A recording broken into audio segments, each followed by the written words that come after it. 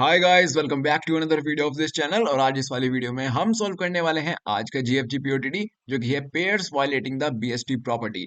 तो यार वैसे तो यहाँ पे लिखा है कि ये मीडियम लेवल का क्वेश्चन है, लेकिन आप लोगों के लिए ये इजी लेवल का क्वेश्चन है। क्यों? क्योंकि इसको मैं आपको समझाने वाला हूँ और मैं आपको इतनी अच्छी से सबसे पहले पूरा क्वेश्चन समझाऊंगा।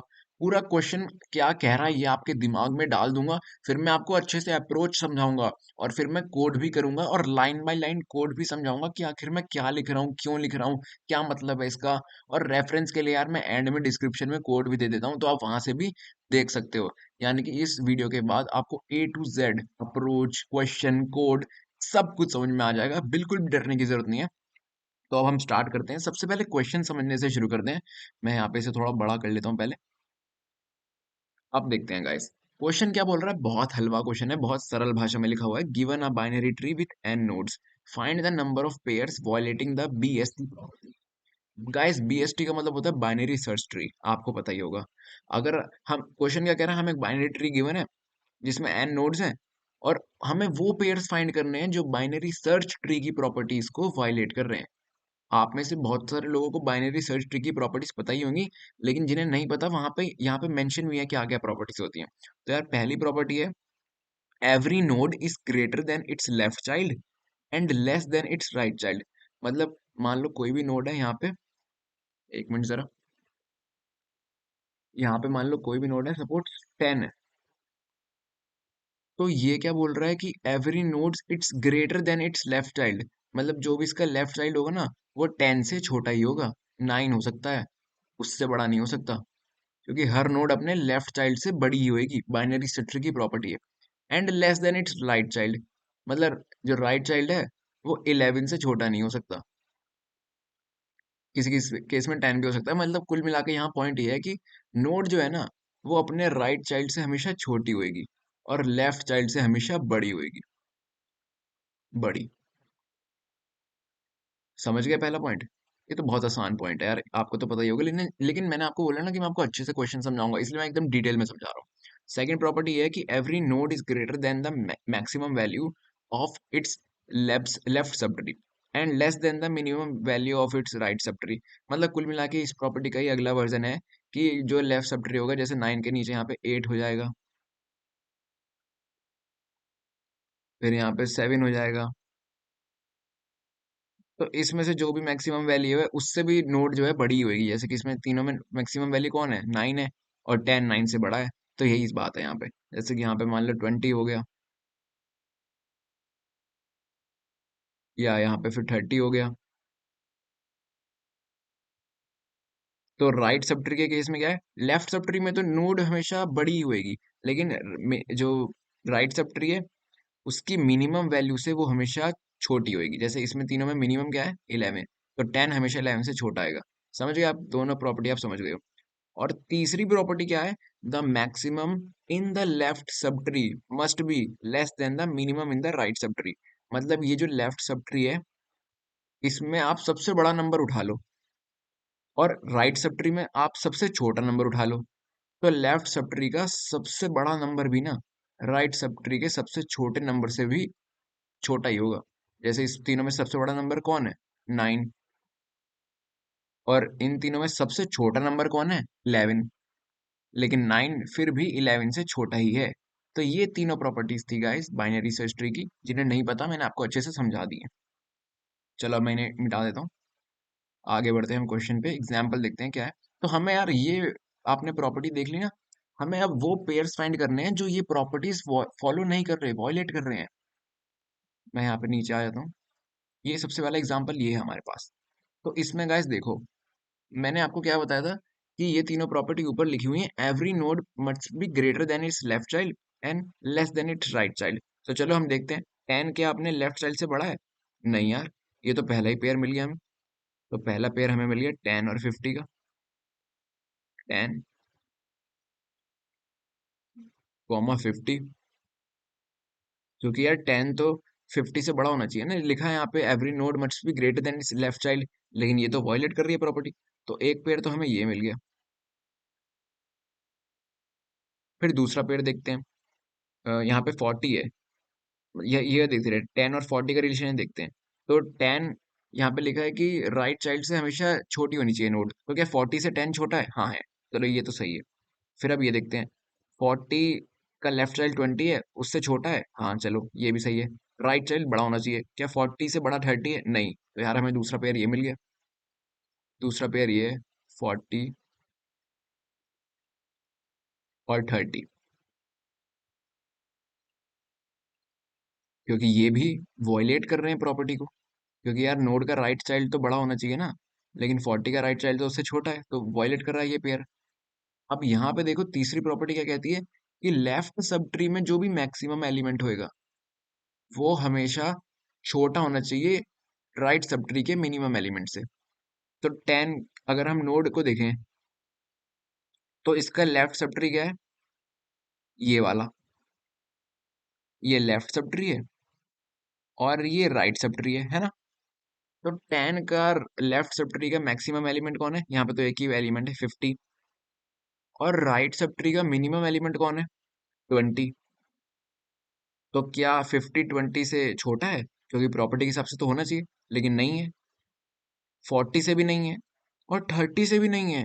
मतलब तीनों ही एलिमेंट से ये तो बड़ा निकला। यानी कि ये तीनों ही पेयर 50 और 20, 50 और 40, 50 और 30, ये तीनों ही पेयर प्रॉपर्टी को वायलेट कर रहे हैं।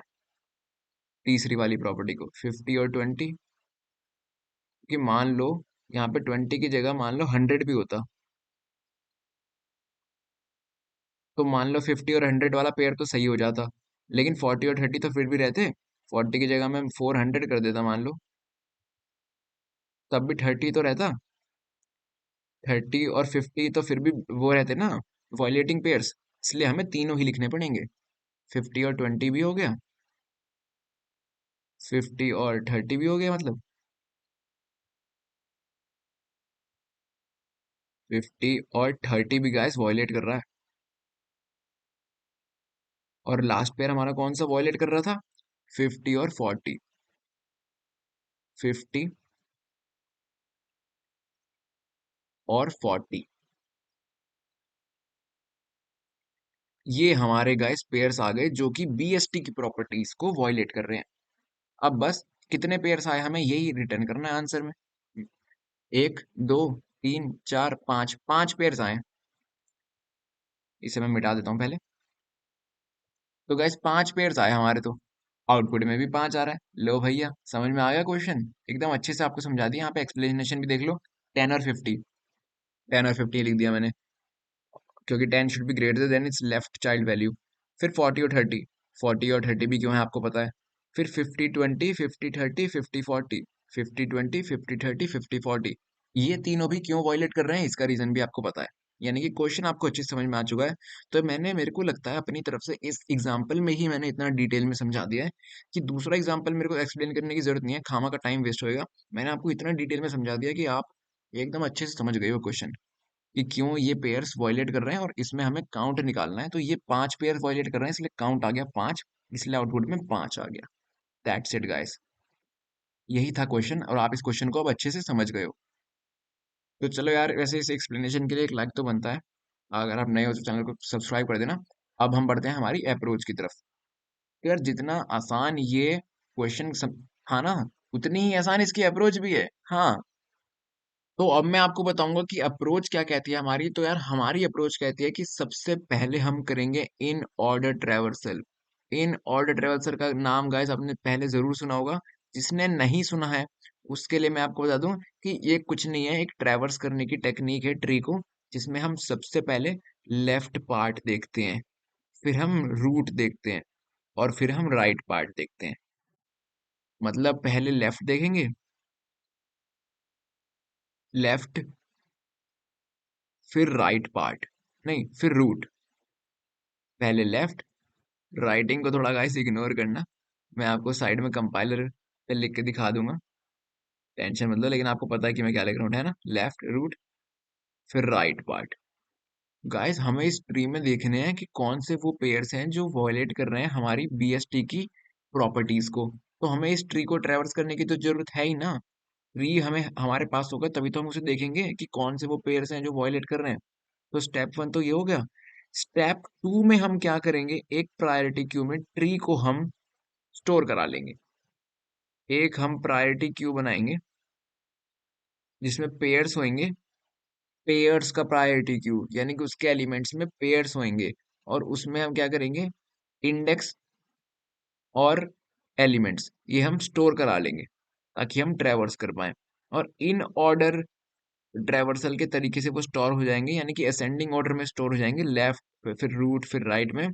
तो एंड में हम वॉयलेशन की कंडीशन लगा के देख लेंगे कि अगर लेफ्ट पार्ट जो है, अगर लेफ्ट पार्ट ग्रेटर हो गया राइट पार्ट से, टेंशन मत लो, अभी मैं कोड करूंगा ना तो आपको सब समझ में आ जाएगा। अगर लेफ्ट पार्ट ग्रेटर हो गया राइट पार्ट से ना, तो यार हम एक वेरिएबल बना लेंगे अपना काउंट नाम से, उसे प्लस कर देंगे। तो मतलब वो वॉयलेट कर रहा है, तो हम हमारे पास पेयर्स आ जाएंगे, कितने पेयर्स हैं उस ट्री में जो वॉयलेट कर रहे हैं बीएसटी की उसे बीएसटी की प्रॉपर्टीज को। मैं एक बार दोबारा बताता हूँ कि हम पहले लेफ्ट से रूट से राइट एक इन ऑर्डर ट्रैवर्सल फॉलो करेंगे ट्री के सारे एलिमेंट्स के लिए। प्रायोरिटी क्यू में हम उसे स्टोर करा देंगे। फिर हम बस चेक कर लेंगे वॉयलेशन की कंडीशन लगा के कि अगर लेफ्ट पार्ट राइट से बड़ा है तो हम अपने आंसर को प्लस प्लस कर देंगे, यानी कि ये पेयर हमें मिल गया जो वॉयलेट कर रहा है। समझ गए? इतना सही है। अब हम कोड करना स्टार्ट करते हैं। नहीं समझ में आया ना, कोई दिक्कत वाली बात नहीं है, अभी कोड में समझ में आ जाएगा। मैं यहाँ पे इसे लिख देता हूँ, यहाँ पे इसको मैं कमेंट में लिख देता हूँ कि आखिर हम सबसे पहले करने के वाले हैं। सबसे पहले स्टेप वन में हम इन ऑर्डर ट्रेवर्सल करेंगे। In order traversal, in order traversal में क्या होता है, सबसे पहले लेफ्ट, फिर रूट, और फिर राइट पार्ट। ठीक है, ये चीज हम सबसे पहले कर लेंगे। कोड में आपको सब कुछ समझा दूंगा मैं, आप टेंशन मत लो। स्टेप टू, स्टेप टू क्या करेंगे, प्रायोरिटी क्यू बना लेंगे ऑफ पेयर्स, जिसके एलिमेंट्स पेयर्स होंगे, क्योंकि हमें पेयर निकालना है ना, कौन वायलेट करना है। तो हम पेयर्स निकाल लेंगे, खैर उसमें तो इंडेक्स और एलिमेंट्स रहेंगे, हम इसका उससे लेना देना नहीं है, ठीक है। और हम उसमें इन ऑर्डर ट्रेवल्सर में वो स्टोर होंगे। फिर थर्ड में, स्टेप थ्री में पेयर्स से, यहाँ पे इसको रिलेट मत करना, मैंने गाइस गलती से बोल दिया था। पेयर्स हमें निकालने हैं, इसलिए हम प्रायोरिटी क्यू पेयर्स का बनाएंगे। इस बात का कोई मतलब नहीं है, क्योंकि हम पेयर्स का इसलिए बनाएंगे क्योंकि हम उस एलिमेंट के इंडेक्स और एलिमेंट की वैल्यू को हम स्टोर करने वाले हैं फर्स्ट और सेकंड पेयर के एलिमेंट में, ठीक है। फिर एंड में हम वायोलेशन कंडीशन चेक कर लेंगे, और अगर ट्रू हुई तो काउंट को प्लस प्लस कर देंगे। That's it guys, that's it. सिर्फ इन्हीं तीन कंडीशन के बेस पे हमारा ये आंसर सॉल्व हो जाएगा। तो ये मैं आप यहाँ से मिटा देता हूँ अभी, और अभी आपको कोड करते करते एकदम अच्छे से समझाता हूँ कि आखिर हम ये तीनों कंडीशन को इम्प्लीमेंट कैसे करेंगे कोड में। ठीक है, बिल्कुल भी टेंशन मत लो आप। ओके, अब हम स्टार्ट करते हैं। मैं इसे थोड़ा बड़ा कर देता हूँ ताकि आपको अच्छे से दिखे। यहाँ पे हम एक और फंक्शन बना लेते हैं अपना, इसे हटाओ। तो सबसे पहला गाइस स्टेप, यहाँ पे इन तीनों स्टेप को देखते रहना, बस यही तीन स्टेप हैं ये। बाकी तो हम कोडिंग कर रहे हैं, वो तो बेसिक कोडिंग है, लेकिन पूरे एल्गोरिथम का हार्ट ना यही तीन स्टेप है। सबसे पहले मैंने क्या बोला कि हमें क्या करना है, हम एक इन ऑर्डर फंक्शन, मतलब हम एक इन ऑर्डर ट्रेवर्सल करने वाले हैं। क्यों ना हम एक इन ऑर्डर ट्रेवर्सल का फंक्शन बना लेते हैं।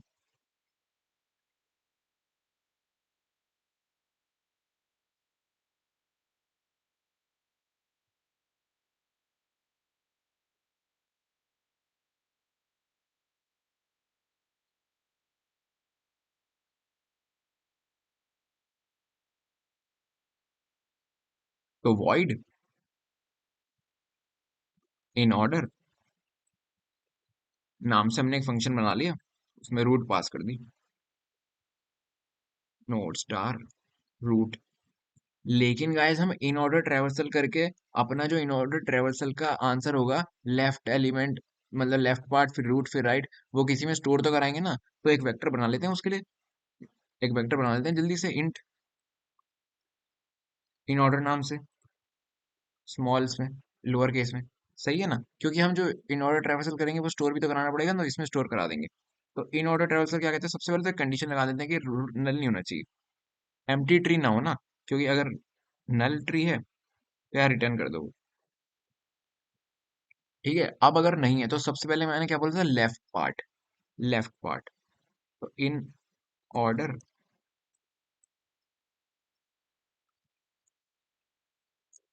Root left,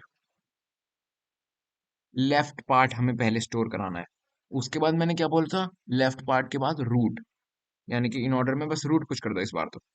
left part in order जो हमारा वेक्टर है, ये इस लोअर केस में, इसमें लेफ्ट पार्ट ट्री का सॉल्व मतलब स्टोर हो चुका है। उसके बाद रूट स्टोर करनी है ना, तो बस रूट को पुश बैक कर दो, क्योंकि रूट लेफ्ट में तो कितने भी एलिमेंट्स हो सकते हैं, राइट में भी कितने भी एलिमेंट्स होते हैं हमें पता नहीं, लेकिन इतना पता है कि रूट में हमेशा एक ही एलिमेंट होगा। तो in order dot push back कर दो रूट को, बस रूट पुश हो गई।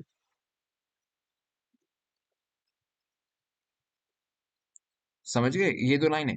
अब लेफ्ट पार्ट आ चुका है, रूट आ चुकी है, तो भैया राइट पार्ट बचा है, तो राइट पार्ट डाल देंगे। कंट्रोल सी कर देता हूँ यहाँ पे, यहाँ पे कंट्रोल भी, राइट। कितना आसान था ये, बताओ, ये किसी को समझ नहीं आएगा क्या, आप ही बताओ।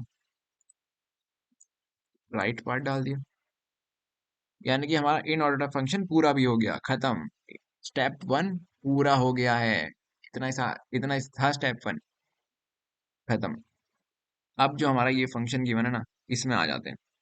सबसे पहले हमारा जो हमने इन ऑर्डर फंक्शन बनाया है, इसको कॉल कर लेते हैं, इन ऑर्डर। और क्या पास करनी है इसमें, रूट कर दी। ठीक है, अब मेरी बात ध्यान से सुनो, यहाँ पे मैंने स्पेलिंग गलत लिख दी। अब गाइस मेरी बात ध्यान से सुनो, मान लो आप, हमारे ट्री में सिर्फ एक ही एलिमेंट है, कोई भी एक एलिमेंट है मान लो, या फिर कोई एलिमेंट है ही नहीं, कोई भी एलिमेंट नहीं है, ठीक है। तो मान लो एक ही एलिमेंट है, तो क्या ऐसा कोई पेयर हो सकता है जो बीएसटी की कंडीशंस को वायलेट कर रहा हो? अरे कहाँ से पेयर होएगा, पेयर के लिए तो दो एलिमेंट चाहिए होते हैं ना, इसमें तो सिर्फ एक ही एलिमेंट है। तो क्या, क्या वायलेशन क्या नॉन वायलेशन सब कुछ अलाउड है इसमें, तो कोई पेयर होगा तभी तो वायलेशन होगी ना।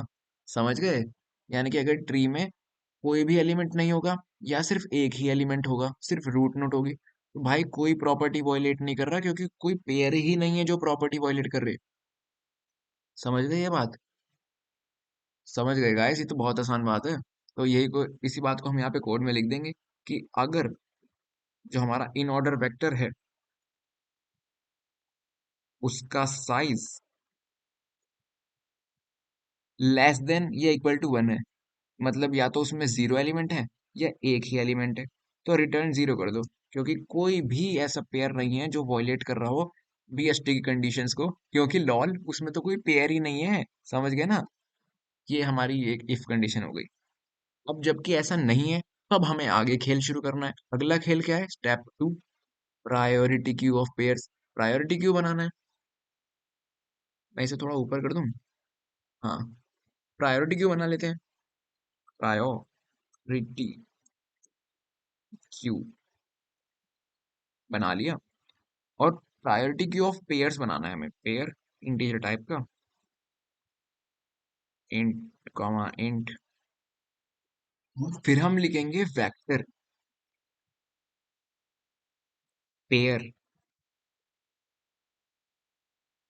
Int comma int comma greater pair int comma int, और क्यू का हम नाम रख देंगे पी क्यू। तो यार ये सब वेक्टर और ग्रेटर क्या है, ये क्या लिख दिया मैंने। अगर ये बात आपको समझ में आ गई ना तो ठीक है, मेरे को पता है कुछ लोग समझ जाएंगे, लेकिन जो लोग नहीं समझे वो मैं आपको बताता हूँ कि ये int pair int of int का तो मतलब है कि ईच एलिमेंट जो भी प्रायोरिटी क्यू में होगा ना, वो एक पेयर ऑफ इंटीजर्स होगा। ठीक है, फर्स्ट इंटीजर रिप्रेजेंट करेगा वैल्यू ऑफ नोड बीएसटी में, और सेकंड इंटीजर रिप्रेजेंट करेगा उसका इंडेक्स इन ऑर्डर ट्रेवर्सल में जो है, उसका इंडेक्स वो रिप्रेजेंट करेगा। ठीक है, वेक्टर क्या है भैया? वेक्टर यार कुछ नहीं है, वो अंडरलाइन कंडीशन है जो प्रायोरिटी क्यू यूज करेगा वेक्टर ऑफ पेयर को स्टोर करने के लिए। और अब ग्रेटर क्या है? तो यार यहाँ पे देख लिखो, डॉट ग्रेटर लिखा है, कॉमा लगाना चाहिए ना, ये गलती कर दी मैंने। ग्रेटर क्या है? तो गाइस ग्रेटर क्या है? ये एक कंपैरिजन फंक्शन है। ये कंपैरिजन फंक्शन है जो कि पेयर में एलिमेंट्स को, प्रायोरिटी क्यू का जो पेयर है उसमें ऑर्डर करने के लिए यूज होता है। It will order the elements in the priority queue. So basically ये जो पूरी की पूरी लाइन है ना, ये क्या कर रही है, एक पी क्यू नाम का प्रायोरिटी क्यू बना रही है, जिसमें पेयर्स ऑफ एलिमेंट्स की तरह, पेयर्स ऑफ इंटीजर्स की तरह एलिमेंट स्टोर होंगे इन ऑर्डर ट्रेवर्सल के बेस पे। समझ गए? इन ऑर्डर ट्रेवर्सल के बेस पे पेयर्स की फॉर्म में एलिमेंट्स इसमें स्टोर होंगे। पी क्यू नाम का ये क्यू बन गया है। तो अब हम क्या करते हैं, हमारा जो इन ऑर्डर ट्रेवर्सल है वो हम स्टोर करा देते हैं, मतलब एक लूप चलाते हैं इन ऑर्डर, जो हमारा वेक्टर है उसमें, और जो भी एलिमेंट्स हैं वो पी क्यू में पुश कर देते हैं। और क्या, for int I is equals to 0। I कब तक चलेगा? इन ऑर्डर जो का हमारा वेक्टर है, जो भी उसका साइज होगा तब तक चलेगा। In order dot size, dot size तक चलेगा आई और आई प्लस प्लस।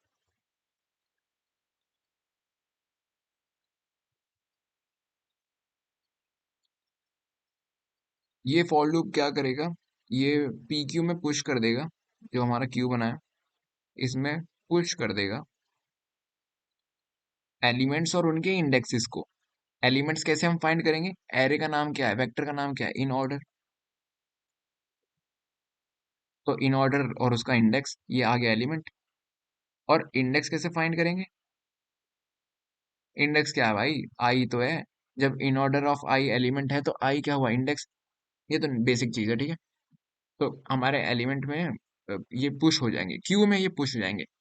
फिर एक आंसर बना लेते हैं वेरिएबल, क्योंकि एंड में हमें रिटर्न क्या करना है, कितने पेयर्स ऐसे हैं जो वॉयलेट कर रहे हैं कंडीशन बीएसटी की। तो वो हम आंसर में स्टोर कर लेंगे, इनिशियलाइज उसे 0 से कर लेते हैं।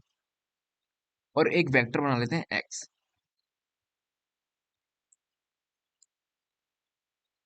ये हमने क्यों बनाया है कि ये जो वेक्टर है ना, ये ट्रैक रखेगा जो इंडेक्स एनकाउंटर हो चुके हैं ट्रैवर्सल में, क्योंकि हमें ट्रैवर्सल करके पता चलेगा ना कि कौन से पेयर्स वॉयलेशन कर रहे हैं। तो ये उन ट्रैक्ड पेयर्स का, ट्रैक्ड इंडेक्सेस का ट्रैक रखेगा बैक।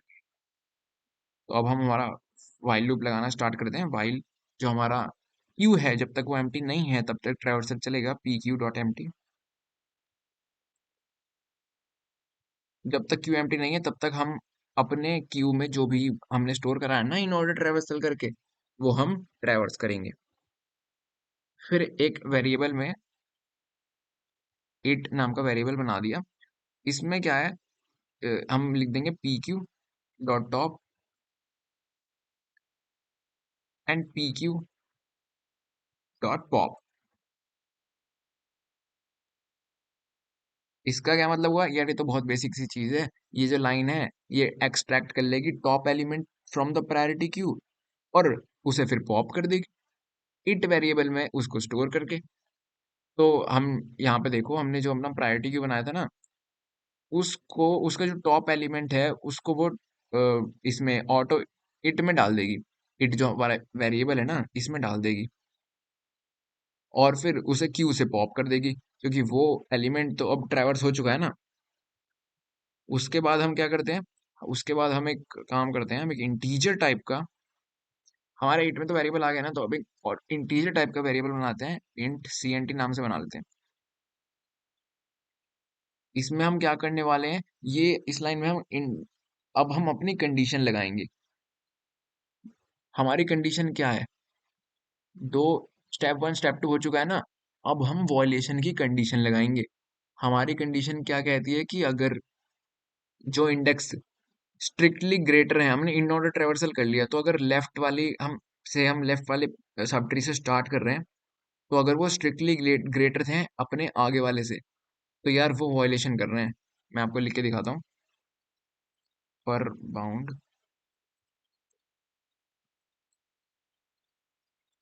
एक्स डॉट बिगिन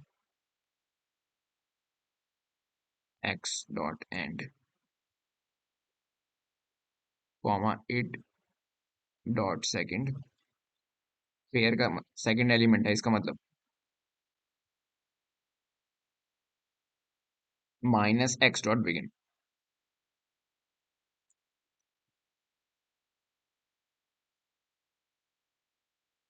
सबसे पहले ये वाली लाइन क्या कर रही है, ये कैलकुलेट कर रही है जो भी काउंट इंडेक्सेस का है जो strictly greater than indexes of current node से, मतलब I T dot it dot second से ग्रेटर देन है।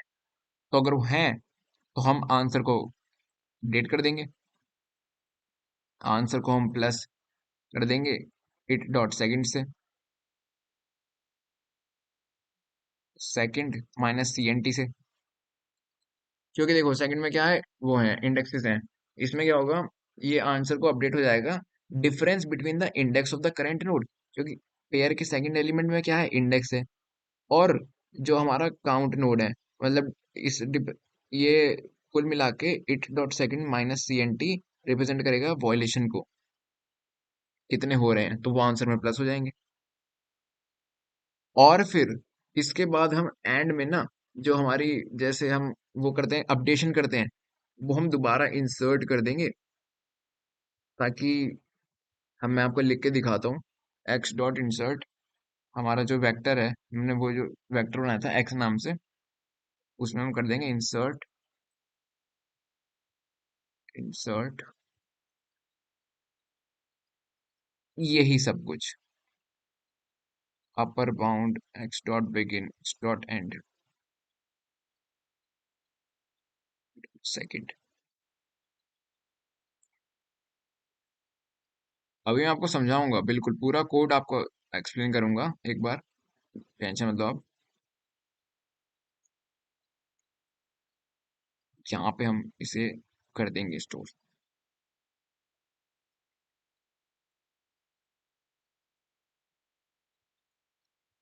Comma it dot second.